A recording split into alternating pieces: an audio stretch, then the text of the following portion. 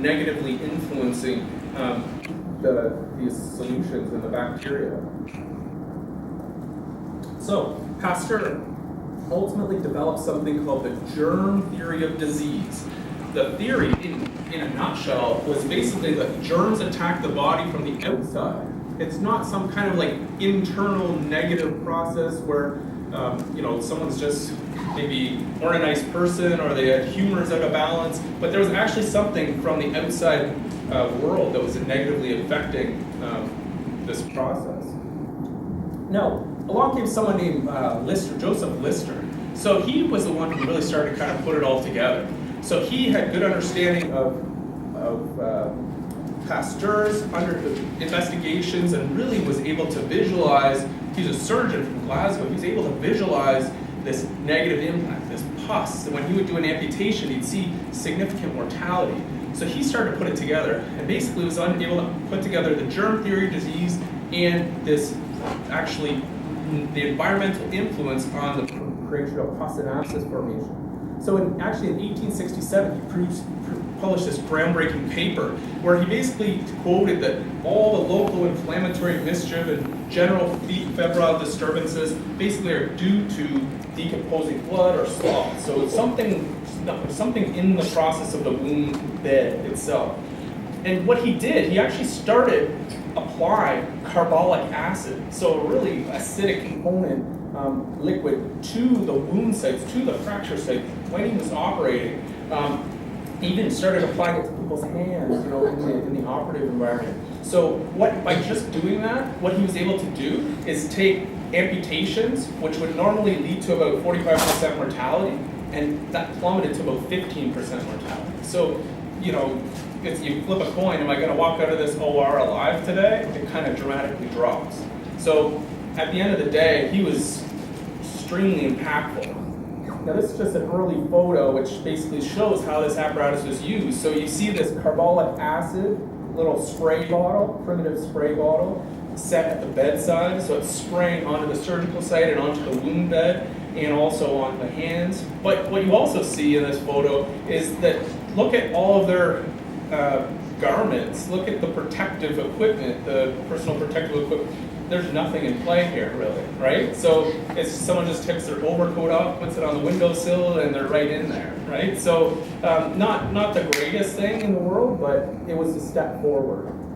Okay, then subsequently in 1883, an introduction of gowns and caps. Okay, so Gustav Neuber introduced these and allowed it because there was a general understanding that the environment may be having a negative role to play in the wound healing process. In 1890, someone came along named William Stewart Halstead. He actually, it was somewhat, an interesting story. He started the process of looking for gloves for his scrub nurse because his scrub nurse was actually his wife, and her hands in amongst this caustic material on a daily basis, they're getting degraded, and he wrote to the Goodyear Rubber Company and actually reached out to them and said, is there anything you could kind of provide that would protect her hands and the hands of the people operating in this environment?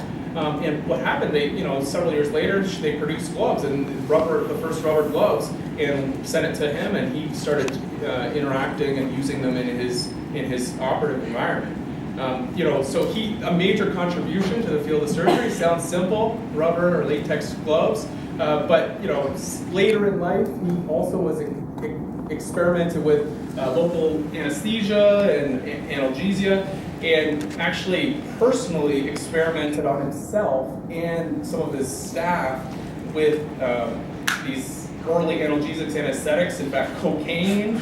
And then he developed a major addiction, and then actually went and got treated for that addiction, and they tried to transfer it over to morphine, and then he developed a cocaine and morphine addiction, so, and in fact a lot of his staff did as well, but he gave us gloves, so, we'll kind of give him a pass, I guess, on that one.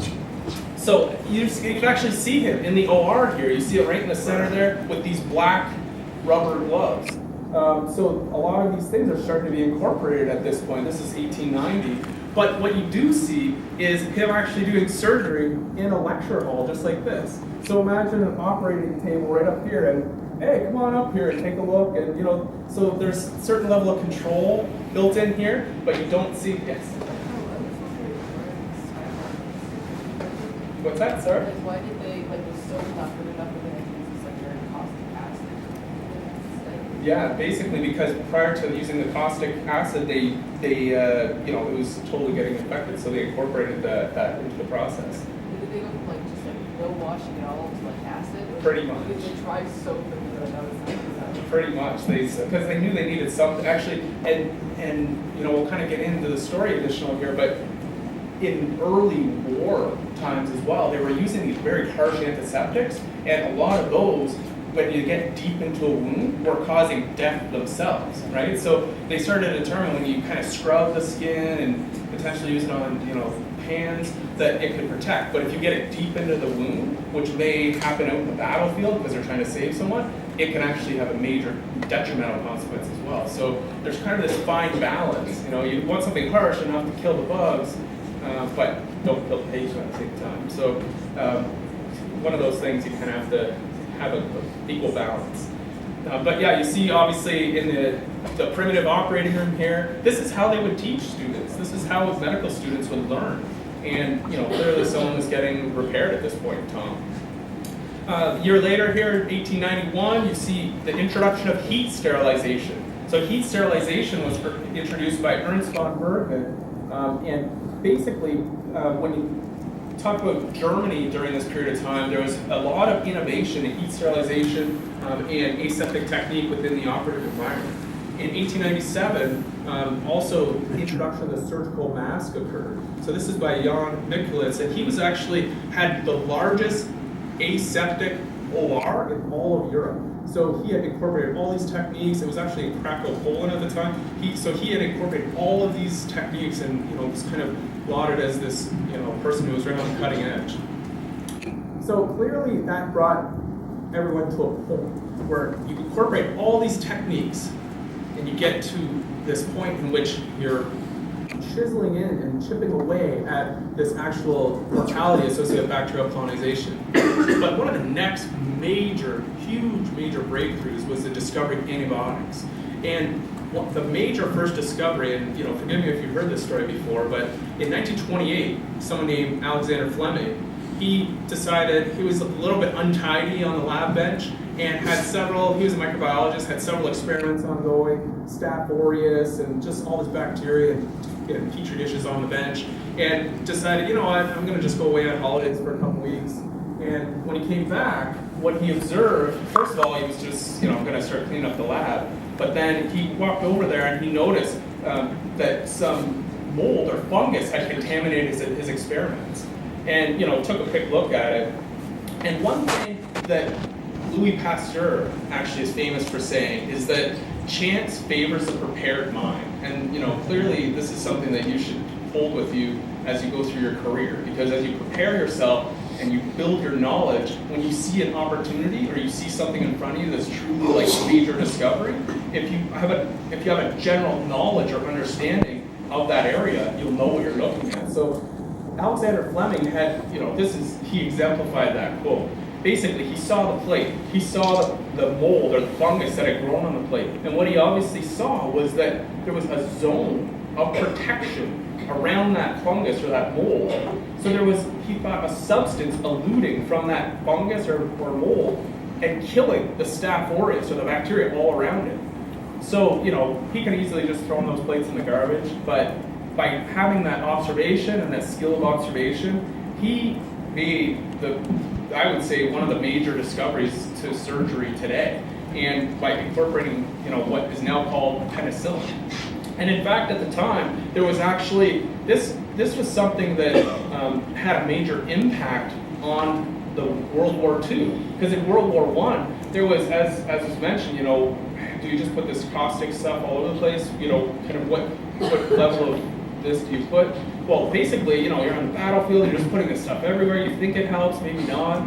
And he observed a lot of the casualties in early World War I, where it was just, soldiers are coming in, and it's dramatic mortality associated with not just the battle wounds, but the use of this caustic material too. So by having that knowledge, and visualizing this, he was able to make a major discovery, and subsequent collaborators were able to basically scale up the production of this substance that's being secreted from the fungus and make it into a manufacturable amount. So basically, when you got around to World War II timeframe, this substance, penicillin, was available to be given to all the US troops, all the Allied forces, and in a sense gave them the edge for someone who might have been mortally damaged or killed on the battlefield to bounce back from this, infection or other forms of bacterial infection. So, major discovery. In fact, got the Nobel Prize or shared the Nobel Prize, I believe, in 1945. So, kind of keep your eyes open when you're doing these experiments. It's not the best planned experiment sometimes, but if you have knowledge and you're prepared, probably worth checking it out. So clearly, there's been hundreds of years or more of innovation in this specific area. And it brings us to the modern operating room of the day. So we have all this fancy equipment, an isolated environment, control the flow in and out of the OR. We also have the culmination of all these methods that we discussed. So you have sort of scrubbing, you have heat sterilized instruments, you have antibiotics available. So all of these things provide a tremendous advantage and allow us, as people who might need surgery someday, to walk into the OR and think that we, have a chance, right? We have, you think that there's actually a pretty good chance that you don't get bacterial infection and have something taken out. So what I'm going to do here is just walk through just the standard kind of setup of the OR. Some people in this room, I'm quite sure there's a bunch of them, have seen the OR, been in the OR from time to time, but in essence, this has led to kind of the flow within the operative environment. So there's a chief surgeon, primarily stands at the patient's bedside. There's also assistant surgeons, sometimes there's PAs. There's an anesthesiologist primarily at the head end, because what they're responsible for is keeping that patient asleep and also administering analgesia. There's a scrub nurse, so that's someone who's scrubbed in and actually went through the aseptic preparation to be in that operative environment, and they can hand the surgeon the instruments, etc. And there's also a circulating nurse. So that circulating nurse, what they can do is basically, open up packages in and out of the OR if need be, and kind of be like someone who's a runner if necessary. So what I'm going to do is just there's a little video here which walks through some of the scrubbing and aseptic techniques, just to give you an understanding. Today, if we will learn end up how to going in perform the a OR surgical someday, hand you already scrub have utilizing the counted brushstroke method. To perform this skill, you will need the following equipment and supplies. Access to a surgical scrub sink, a surgical scrub brush with nail cleaner. For this demonstration, a surgical scrub brush impregnated with povidone iodine-based solution will be used. Before beginning this procedure, it will be necessary to ensure that the following steps are performed. Don all necessary personal protective equipment, or PPE. Roll up the sleeves of the scrub top as necessary to ensure that the OR attire stays dry during the scrub. Inspect the fingers, hands, and arms to ensure that the integrity of the skin is not compromised. The skin should be free from cuts, abrasions, infection, and other open sores or wounds. The nails should also be inspected. Nail length should not exceed the tip of the finger. All jewelry should also be removed. Secure the scrub brush and open the package. Place the package in a convenient location on the back of the scrub sink or in another accessible location. Turn on the water using the appropriate time setting. Adjust the water temperature and pressure as necessary. Rinse hands and arms under running water. Perform a basic hand wash.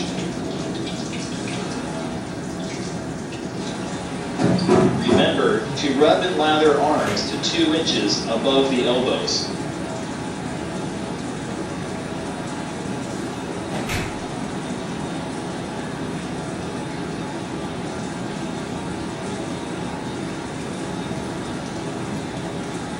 Upon completion of the hand wash, Rinsing is optional.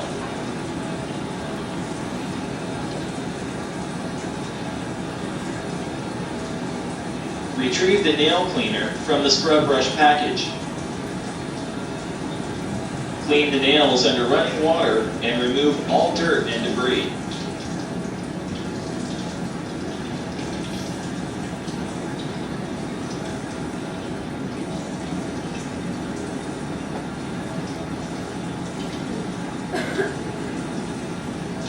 Discard the nail cleaner. Retrieve the scrub brush from the sink and discard the package. Wet the scrub brush under running water and squeeze to lather the scrub solution. Additional solution may be obtained as necessary. Ensure proper posture and positioning at the scrub sink by keeping the arms out and within view, maintaining a safe and appropriate distance from all non-sterile items and surfaces such as the sink and faucet, and avoiding contact with OR attire or PPE. It may be necessary to stand away from the sink and lean forward to obtain proper positioning.